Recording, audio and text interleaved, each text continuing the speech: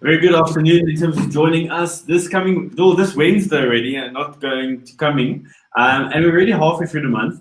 Can you believe Sonja Tifloen is joining us today? I've been friends with Sonja for quite a few years and quite inspired with her journey in terms of entrepreneurship and what she's done. Sonja, very welcome to you. Thank you so much, Neil. Thanks for having me. Thanks so much. And Sonja, you guys have done a great job in terms of where you work, in terms of what you do personally. BLC attorneys this morning had a massive triathlon, well, not triathlon, like a cyclothon on the BLC Facebook page, which lasted 5 hours while they raised money for charity, which I just thought was like brilliant. But before we delve into all of that, I'd like to know all of those that's joining us this afternoon, where are you from? So you need to comment on the Facebook page. You need to tell us what you do, what city you're from. Are you from Johannesburg, Port Elizabeth, Cape Town, Durban, and so forth? And just say a little hello here for Sonja joining us this afternoon. I can see Belinda already coming on and saying hello from her side, and also Warren coming on saying hello. And we're just going to go through a few of these people joining us this afternoon. Sin also coming on and saying, hey, Sonja. Lisa saying, hey, Sonja, looking gorgeous as ever and always stylish. I'm going to ask Sonja to stand up now so we can see what she's wearing. What makes you think I'm wearing anything? I'm actually wearing my brand. I'm wearing Legally Stylish. Nothing better and more comfortable during this lockdown period. So, yes, I'm wearing my brand. Awesome. And you must post a picture, Nana, so we can also see it. We actually missed those morning pictures that you post on your Instagram at work or at home with the kids and so forth. So Sonja, you've obviously done very well in your life and so forth. And, tell us a little bit, where did your career start specifically? Oh my word, that's a very long story. As an attorney yourself, Neil, or someone who studied law, you know that we need to go through a process of doing articles for a period of 2 years. Most people normally do that at one firm. For me, my journey started 8 months after I graduated. I only found articles. I started at a small firm in North End called Raymond Bojanic Attorneys. Stayed there for a year. Seeded my articles to Friedman Schechter. Seeded my articles again to Barker and Sonja, where I eventually ended up becoming an equity director, and stayed there for 6 years, and then I left for BLC attorneys, where I've been now for 10 years. Oh, wow. And obviously also director and part owner at BLC attorneys. Yes. Which is quite exciting. Only female equity shareholder. There we go. And it's if you look at it, you haven't jumped around so much, but you've gone to places where you wanted to be and you've grown in those positions specifically. Absolutely.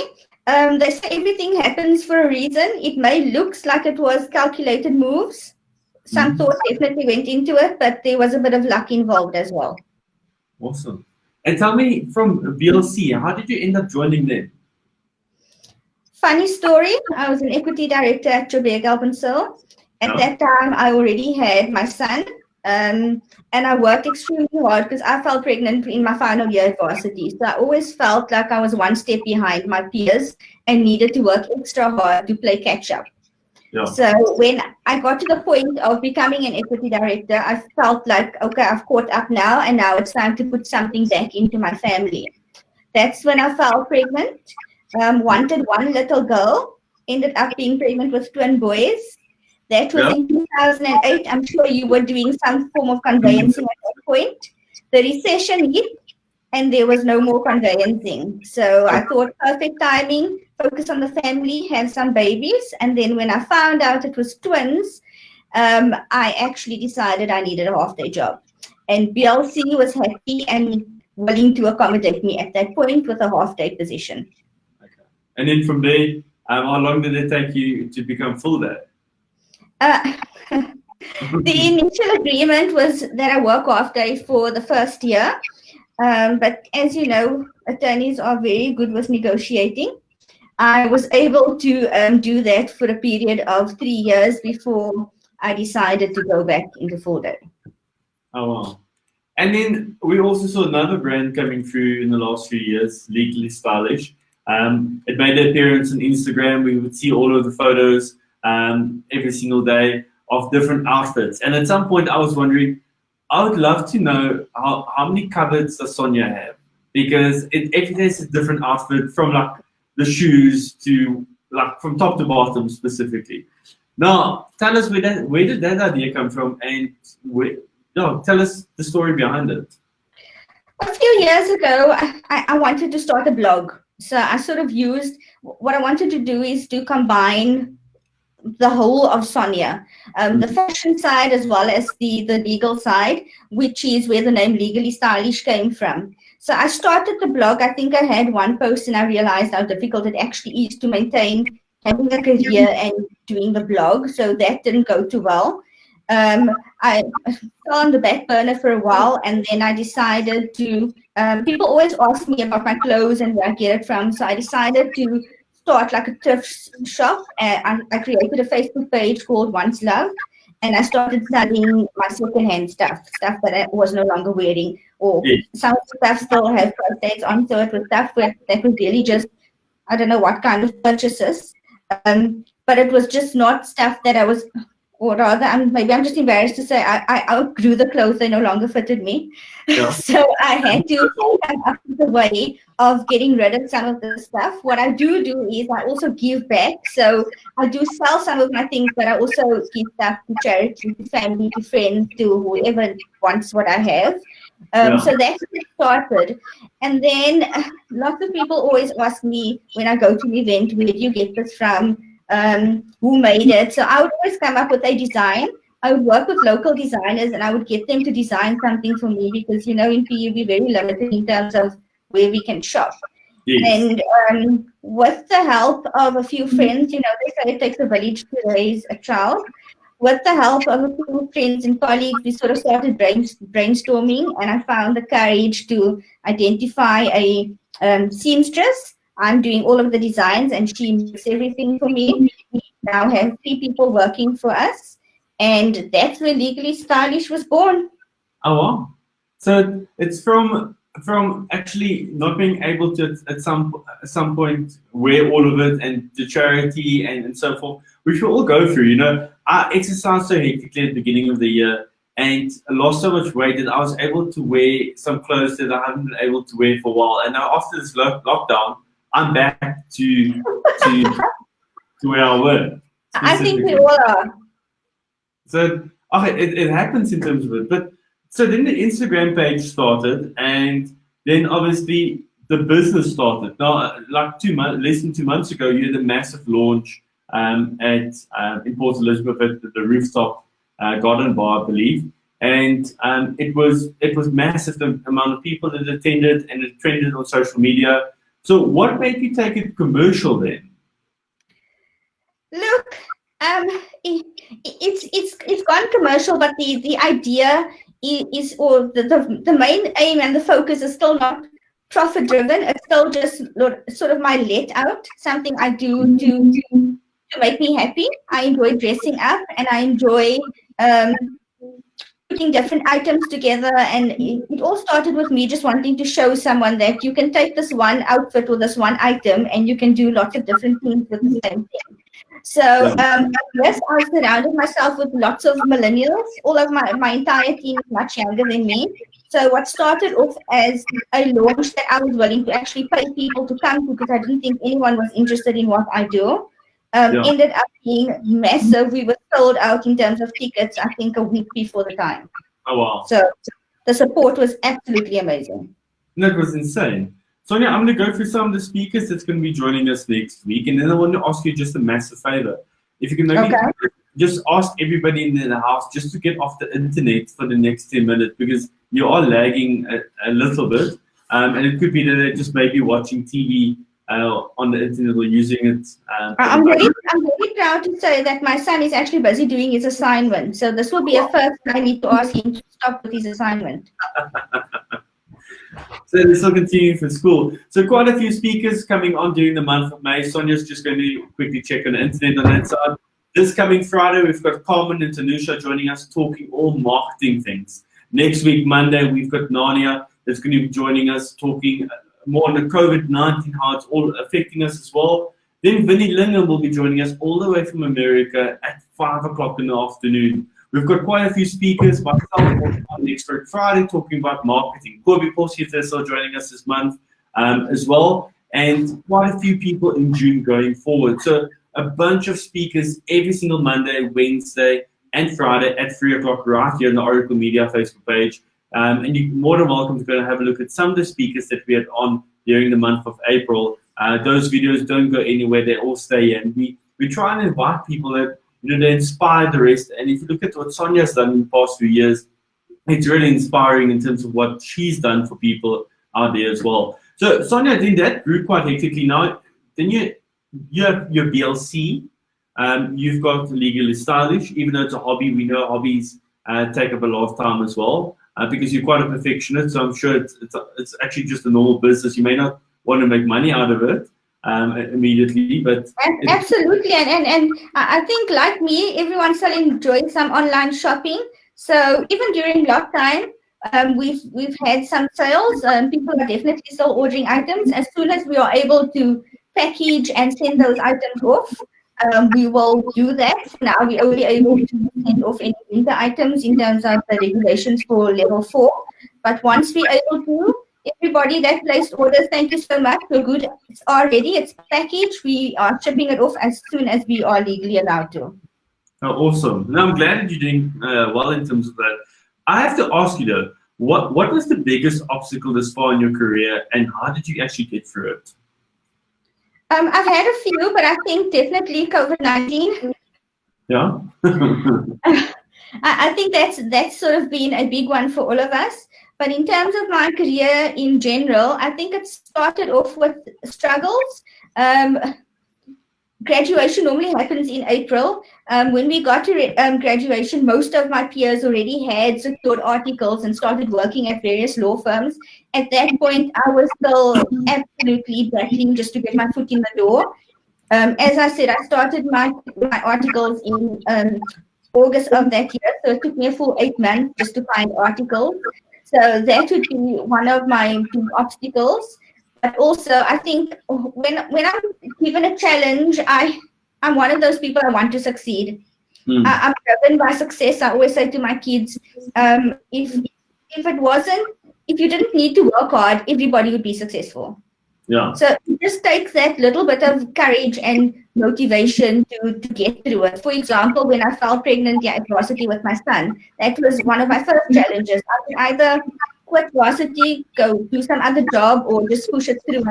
And that in actual fact made me stronger, because I knew at that point I now am responsible for someone else. So I had to finish my degree, I had to find articles, I had to get a job, and I had to do what was necessary. So that was one. And then obviously, I mean, the 2008 recession was challenging in terms of career. But I think our biggest challenge right now is COVID-19. And how would you say you're overcoming COVID-19? What's your motto? What do you do on a daily basis to get you through it? I think this is an amazing opportunity for employers to realize that the needs of females are different. The mindset of the employer should change. For me, I'm fortunate that I've always been, the company I work for is amazing. We allow lots of flexibility. So in general, I work from home 1 or 2 days a week. So I'm one of the fortunate ones who was always fully set up to be able to work from home, which was amazing. Look, the first few weeks of COVID-19, I think we all just tried to, with lockdown, we all just tried to get used to what was going on out there. And you sort of feel pressure from checking everybody's social media, sitting next to the pool, drinking cocktails, and here I am with also one of my biggest challenges. I'm busy with a massive application in the Pretoria High Court, so I was busy smack in the middle of litigation, and everyone else was having cocktails. But I sort of managed my time to try and spend time with my family, because that's the other amazing thing, that I am now able to spend a lot more time with my kids. It started with me getting training on how to ride a bike on grass because I can't do that. My friend Lisa, who is watching right now, is going to be so embarrassed because she's like a proper biker, but it's just not my thing. But I am fully trained now, so if anyone wants to invite me, I'm happy to go cycle with you. And after 40, how old am I? 43, I am now able to solve this Rubik's Cube. Just bring it back to the middle. There we go. I'll do a video and I'll post it, but this was one of my training sessions with my kids. So the stuff that I don't normally get to do, I tried to fit into to make it fun for them because they get bored very easily. And looking after, having a balance between the mother and also working women as well. We're going to open it up for some questions for Sonja in a little bit. I'd like to get all of the questions on the comments so long. So if you've got a question or you want to agree with or mention something towards Sonja, you can do so. You can just comment in the comment box and I'll bring it up onto the screen. I can already see there is a question that's been popped in for you, Sonja. And then we'll bring it up in about 5 minutes time. So any questions about Sonja, could be from the legal side, from the stylish side, being a mother, any of that specifically, being an entrepreneur. If you're an entrepreneur and you want to know how she does it and so forth, just ask your question and I'll bring it up and Sonja will definitely answer that for you as well. Now, the biggest thing, and I think you went partly into it, is how do we juggle being a mum of two and being a free, and having a business, two businesses as well. How do you juggle that? So because that's 5, plus you have a husband, that's actually 6. And I've got 3 dogs, Neil. No, there we go. 9. So how do you juggle it, Sonja? Look, I once went to because I love supporting other females. I'm all about women empowerment. I'm all about supporting local businesses. And I once went to a talk with someone because, when you're female, and this is something that I feel is sort of on the verge of being sexist, because when we go for interviews, they always ask us, how do you balance? How are you going to be a career woman and be a mother? But the men never get that question. And yet he has to be a boss, a career person, and be a dad. But stereotypes happen and people only pose that questions to us. But what I've learned is to be 100% in the moment. If I'm with my kids, then I'm 100% focused on my kids.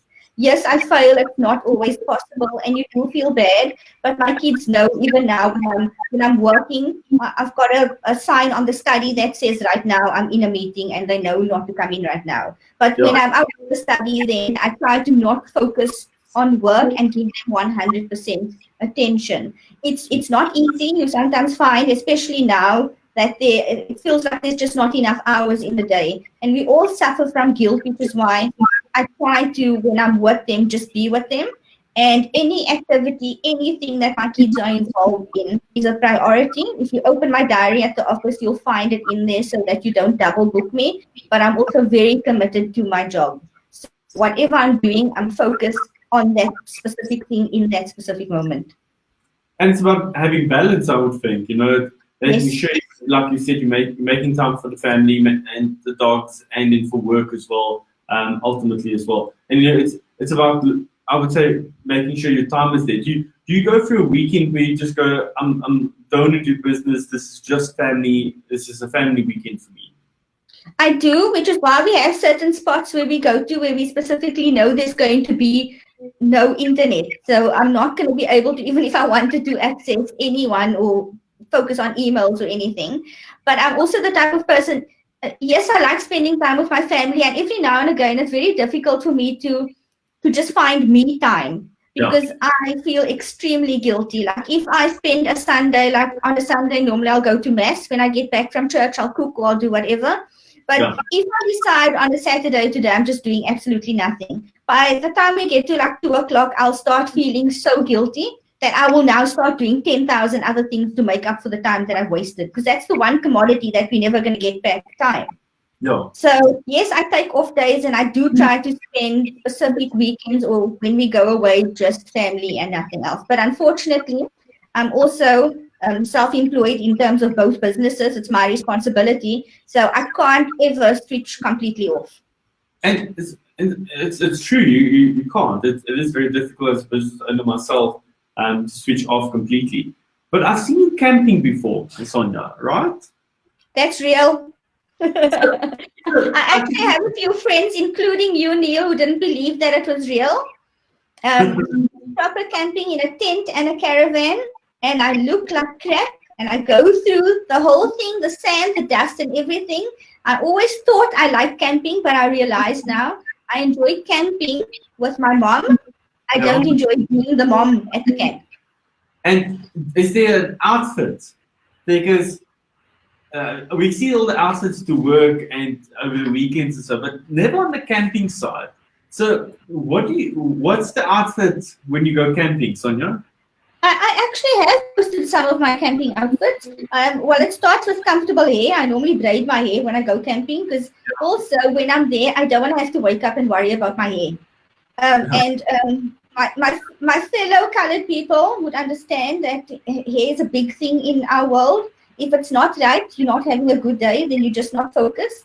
So that's the first thing I eliminate because I want to make sure that I'm stress-free. So once the hair is sorted, the rest comes easy. It will be gym wear, swimwear, depending on what the body looks like on the day. But it will be all about comfort, flops, khakis, and that's it. So nice, comfortable, enjoying yourself, not worrying what people thinking, but probably still looking good, I would think. I hope so. Then also want to ask specifically, what advice would you have for people if they want to be an entrepreneur and start off into entrepreneurship? I think find your passion. Be honest about who you are. Do you, and don't try to imitate or copy anyone else because your passion isn't their passion. And once you've identified what that thing is, I mean, it took me very long to decide exactly what direction I'm going to go into because I always knew initially, everybody knows I love shoes. So I've always said to people growing up, when I'm big one day, I'm going to own a shoe shop. That didn't quite happen because I think it may still happen in the future. We need to watch the space. But I think once you've identified what you want to do, you need to focus, come up with a business plan, come up with a vision board, focus on what you want to do and put everything into your passion. But also know that it's hard work. It looks glamorous. It actually isn't. When I started the designs, I think in about March last year. I was ready to launch in December. I ended up only launching in March because I suffered from serious self-doubt. I would phone people and say, I don't think I can do this, and I would move the date. And I was lucky that I was able to get it in just before lockdown. But you need to know, especially if you have another job, because I'm completely committed to the law firm. BLC is my main focus. So I don't let my two businesses overlap. So I would do all of my BLC, and Legally Stylish normally happened from 10 o'clock at night when my kids were in bed, fast asleep, and BLC was sorted out. So you're going to lose lots of sleep. You're going to have to work hard. You're going to fail. There's going to be some serious mistakes and errors. And what you need to then do is just refocus, get back, and start from over. Like when I started, I would find fabric, for example, that I really, really loved, and I would buy meters and meters because in my mind, this design was going to be a hit. I would then make the item, and it was actually not so hot. And then I would be stuck with the fabric. So I learned to just buy bits, try it out and see how it works, but also the fabric that I then found or that I had, I could then use to do other stuff. So I would keep in mind what fabric I have in stock, and then I would try to come up with a design that I can use to use that fabric so that it doesn't go to waste. Oh, wow. So really thinking about what you want to do. And I love that you're saying that you doubted yourself. I remember the phone calls to me where, I had to motivate you as well, Sonja. That's what we do as friends, right? Yes, remember, you also diversified completely. You come up with new things all the time. Neil is always busy with something. Well, you have to, and you always doubt yourself. And I think everybody always looks at people's Facebook pages and go, wow, glamorous life, no struggle whatsoever. And it's actually nice to hear from you that you were doubting yourself because, Sonja, when someone looks at your Facebook and Instagram, you see a person of confidence, it's a person that knows what they want and will get it somehow. And, it's nice to get some encouragement from you saying I doubted myself, but I overcame it this way specifically. Because there could be someone else also doubting themselves for a year and not doing something because they don't think they can do it. I see there's a question here from Mikhail. He's asking questions to Sonja. She spoke about designing personal items. What can a smaller fashion brand do to protect themselves from established brands from stealing ideas and designs like what happened in Makosa and this Zara? And Zara, yes, absolutely. We all know about the Makosa and Zara situation with regards to the socks. That was definitely, and I think it was important, the example that Laduma set in that regard. He didn't back down. He actually got his legal team involved and he took it all the way to court, and Zara had to pull that design. So I think, look, design is it's different to, you can't really protect your design because someone is going to copy it, even with your fabric. But I think with what was unique about Laduma is his design was so unique, and I'm not sure if he had a patent registered or if how the case ended. But I know he won the case, and Zara had to withdraw the design. But it was a spot-on copy of Makosa Laduma. So obviously, if you've got a legal route that you can go. Then second, he's asking, is there a niche legal field that can be entered into a BLC attorney starting a legal department focusing in fashion law post-lockdown? Yes, absolutely. I think just not fashion law, but we could look at patents because that's not something that we're currently doing in our commercial department. And there's lots of different things that's going to come out of COVID-19 and post-lockdown. There's new laws and new regulations that's coming out, new statutes. I know one of the big things that's coming out now is POPI.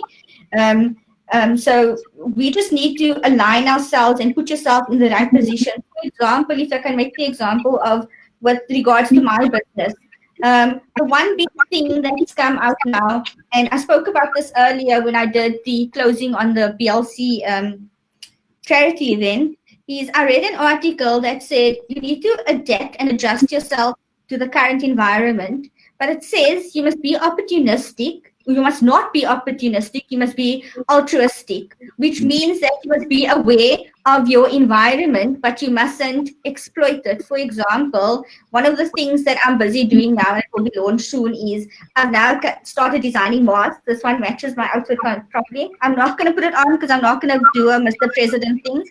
So this is one of the ones that we've come up with. I'm doing that because I need to ensure that the people working for me still have an income. Because at the end of the day, it's still a business. But I'm also doing it because it's there to protect people from COVID-19. So you need to sort of find the balance between identifying the opportunity, but still looking after the community. Definitely, and not being completely overpriced and so forth. And I think that's what you also do really well. You don't mark up a price of 900%. If you look at some of this COVID-19 prices, people are marking things up so hectically that they're literally taking the last bit of money away from people.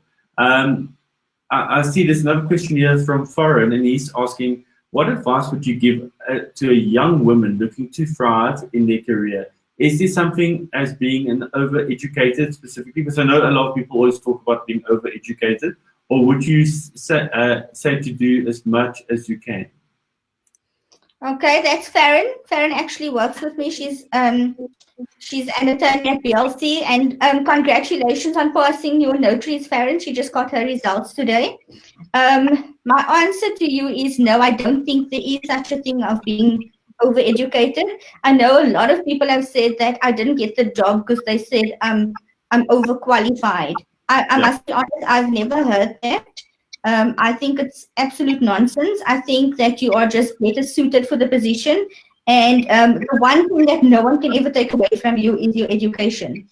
Yeah. So I'm saying do as much as you can while you're young, because you don't know where you're going to end up. If I look at my career, for example, I started out in litigation. And everyone said, if you're a mom, you're probably going to be better suited for conveyancing, which is why I did my notaries and my conveyancing exam. And it ended up that I ended up in the conveyancing. So getting the qualification helped me to diversify into a different field of law. And I'm still doing property law. I'm still doing conveyancing while I'm doing personal injury litigation. So just focusing on a few different fields there specifically. Michael's also asking here, your rise in the legal ranks is remarkable, especially in the male-dominated space.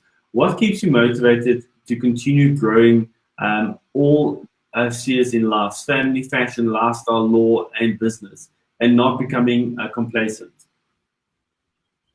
I think coming from a disadvantaged background and seeing or identifying the things that my parents and my family couldn't get, I feel that there's a duty on me with having the opportunity to keep on striving and keep on working to reach their goals. And I try to make my goals very realistic because I find that when you achieve it, the positive feeling is such an amazing thing that it motivates you to keep on going. So it's, for example, when I started working, my dream car was a City Golf. And no one could understand it, but it was because I knew one day I would be able to buy a City Golf.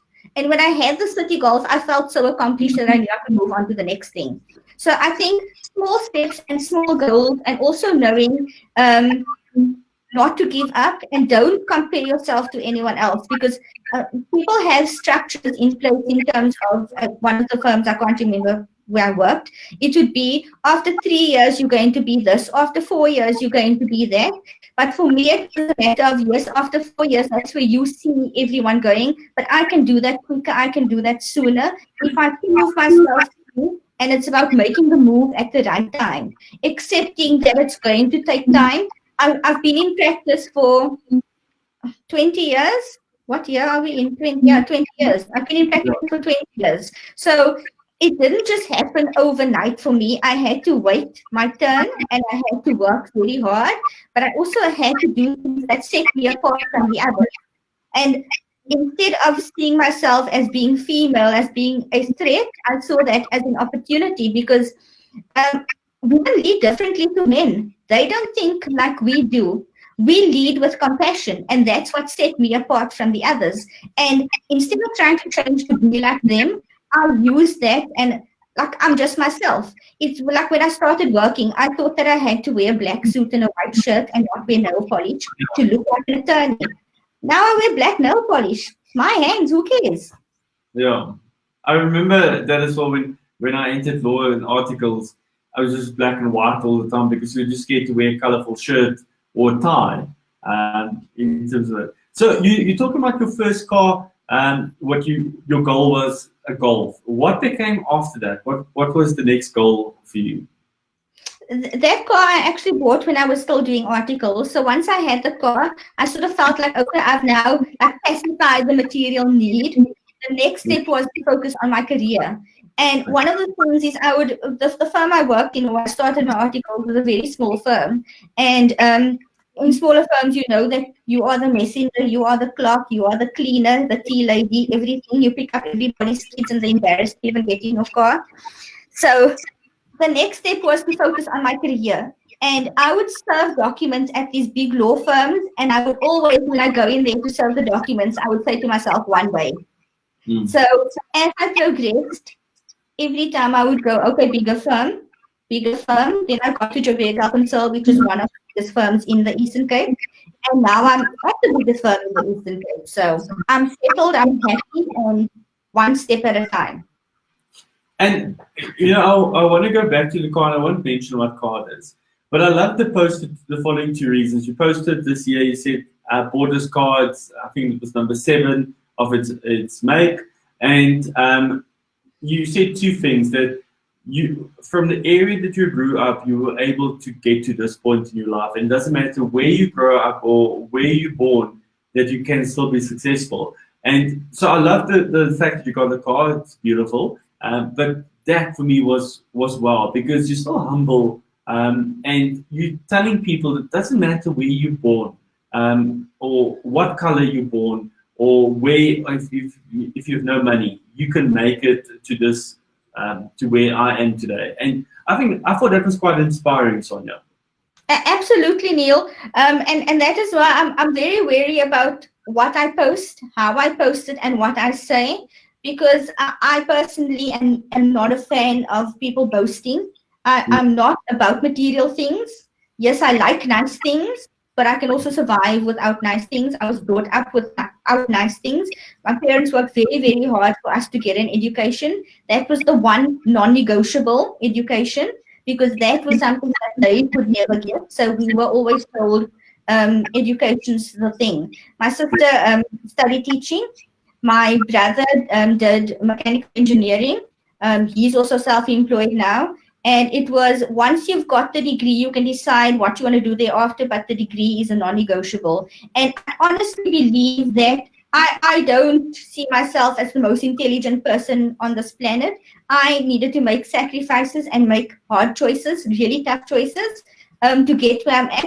And that is why I'm saying I'm just a normal person from the northern areas. If I can do it, absolutely anybody can do it. But I also do accept that I had certain opportunities that others don't have, which is why I always try to give back, whether it's to my alma mater or any other school in the northern areas or any other struggling, developing school. I believe that there's a responsibility on all of us to give back. That's awesome. I love hearing it, Sonja. There's a question here from Sin. She's asking, do you think that there is a need for new media laws such as digital law and social media law? Is there a market for it? Absolutely. I think we've all seen the developments. I think you had Emma on a few weeks ago, and he specializes in social media and media law. Sorry. Yes, I still drink Frisco, guys. I'm from the northern areas. I like Frisco. There's nothing wrong with Frisco. So they always make fun of me because I always say to people, I'm still a girl that drinks Frisco. So yes, there's definitely a market. I mean, with everything else going on with social media now, we all saw what happened to the guy who had the fake post with regards to COVID-19. So it's new. I think it's something very well suited for millennials and younger attorneys. So I think if anybody out there wants to make themselves stand out and specialize in a field of law, I think it's out there in Johannesburg, but there isn't really that many firms in the Eastern Cape that I know of that specializes in media law or social media law. So definitely a field that is going to grow. So awesome. So she can definitely contact you guys for it. Lindy also saying here, it's extremely important to never stop learning. Life constantly throwing curveballs at you and challenging you to find alternative ways to grow and prosper. Then I also see this question here. I'm just going to find it from Lucilia. What keeps you grounded? I think my family keeps me grounded. My Christianity keeps me grounded. My faith keeps me grounded. Knowing who I am and how I was raised is what keeps me grounded. I come from very humble beginnings. My mom is one of those people who the one thing she's taught us is to always give back. She always says, if you give, you will receive. And that is something I truly believe. And even if it's my last, I will give it to someone else. And she also said that when you give, you will receive, but it doesn't mean you're going to receive today or tomorrow. God knows what we need, when we need it. Everything happens for a reason. There's a responsibility on all of us to give back, and that is what keeps me grounded. Oh, wow. Well, Sonja, thank you so much for joining us today. I know we only had 40 minutes to talk to you because you do have other appointments. Thank you so much for sharing it. You know, it's nice to see the women behind the clothing brand, behind the law firm, behind the successful family, talking to us and telling us where she started off and what she had to do to get to where she is today. Any last few words that you may have for anybody out there? Yes. Firstly, I just want to give a shout out to one of the ladies following me on Facebook and Instagram, Lynette, all the way from Switzerland, tuning in to listen to the two of us, Neil. So thanks, Lynette, for listening to us. Final words, be true to yourself. accept who you are, love yourself first, then you will be able to give back. If you need help, ask for help. We are all human. We all have good days and bad days. Accept that.